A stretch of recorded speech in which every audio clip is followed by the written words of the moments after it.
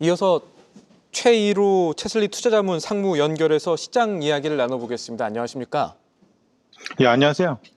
예, 지금 트럼프 대통령의 관세 연준에 대한 이 유화 제스처들이 계속해서 나오면서 시장이 반응을 했는데 오늘 시장 어떻게 보셨습니까?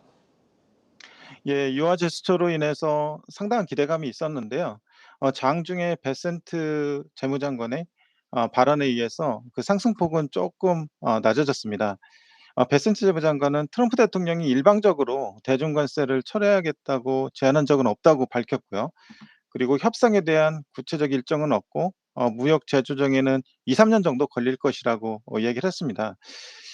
그럼에도 불구하고 최근에 일시적으로 나타났던 트리플 약세, 그러니까 미국 주식, 미국 채권, 달러 강세, 이런 부분들이 어제는 상당히 되돌려졌었고요.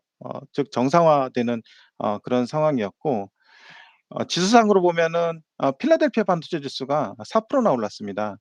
올해 연초 대비로 보면 20%가 하락해 있던 상태에서 낙폭이 상당히 심했었고요.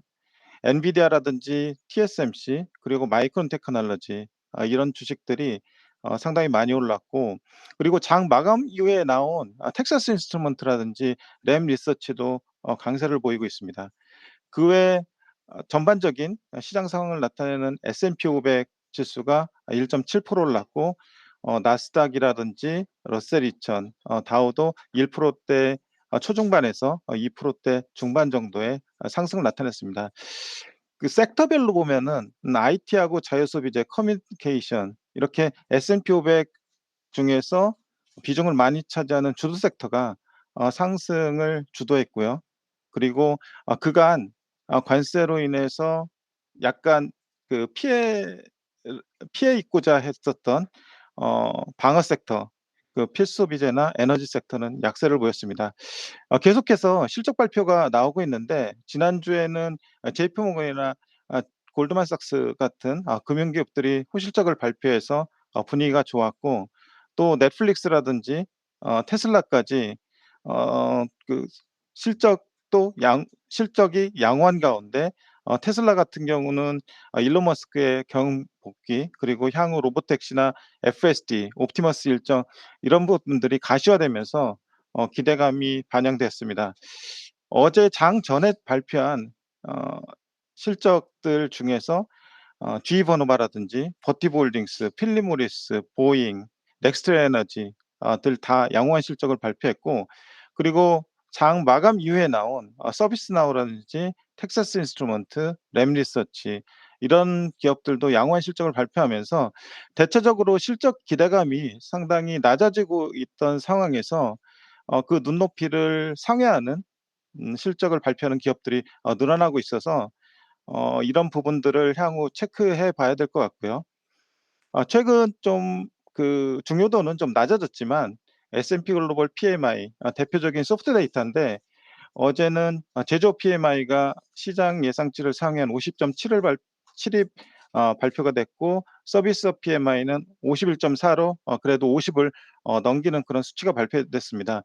그럼에도 불구하고 지금 S&P 글로벌에서 나오는 코멘트를 보면은 제조업에서는 가격 상승률이 거의 2년 반 만에 가장 높은 수준을 기록했고, 이런 가격 상승이 CPI 상승으로 이어져서 경기 둔화로 인해 완화적 통화 정책이 필요해 보이는 시점에서 연준의 금리 인하 여력을 제한할 것이라는 코멘트가 나오고 있습니다. 그래서 연준이 지금 물가하고 경기 사이에서 이중 딜레마를 겪고 있다, 이런 코멘트들이 어 관찰됐습니다. 지금 상황에서 시장에 던져야 될 질문은 지금 트럼프 미국 대통령의 태도 변화가 계속해서 저희가 속보로 살펴보는 것처럼 관찰이 되고 있는 가운데 이런 변화들이 미국 증시의 변곡점이 될 수 있을까 하는 점입니다. 어떻게 보십니까? 예, 저는 그렇게 될 것으로 봅니다. 즉 비정상화의 정상화로 보고 싶은데요.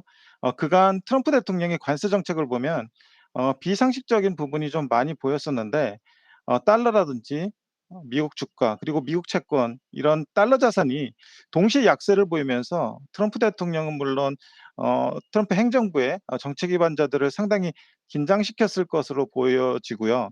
그리고 트럼프 대통령은 선거 유세 때나 취임 연설에서 롤 모델로 삼고 있었던 인물이 있었는데, 윌리엄 맥킨리 25대 대통령입니다.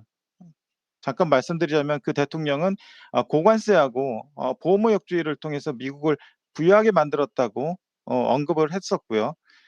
당시에 1800년대 후반 그리고 1900년대 초 이렇게 보면은 교역하고 글로벌 기업들이 적었던 때였고 지금처럼 글로벌 공급망이 복잡하고 분업화된 상황하고는 판이하게 달랐습니다. 따라서 최근에 나왔던 약간 주먹구구식 국가별 상호관세 설정부터 협상의 단계에 이르기까지 미국 국민들이나 중국을 비롯한 상대 국가들의 대응에 상당히 당황했을 것 같고요. 공감을 얻기도 어려웠을 것 같습니다. 예, 특히 상품 관세 설정부터 많은 사람들을 혼란케 하면서 관세 정책이 정교한 계획이 아닌 즉흥적 협상 수단용 도구임을 짐작해 했는데 사실 상품 수출입 하나만 보자면 미국의 대중무역 적자폭이 큰 건 맞지만 서비스 수출입에서 미국은 흑자를 내고 있고요. 또한 GDP에 잡히지 않는 미국 글로벌 기업들의 대중국 해외 매출이 대중국 무역 적자를 상쇄할 정도로 크기 때문에 미중 갈등이 격화될수록 벌어들이는 관세 수입 대비 글로벌 기업들의 피해 그리고 달러 자산의 신뢰 약화 그리고 채권 금리 상승에 따른 차입 비용 상승 이런 부분들이 상당히 감당하기 힘든 상황에 직면했을 가능성이 높았을 것입니다.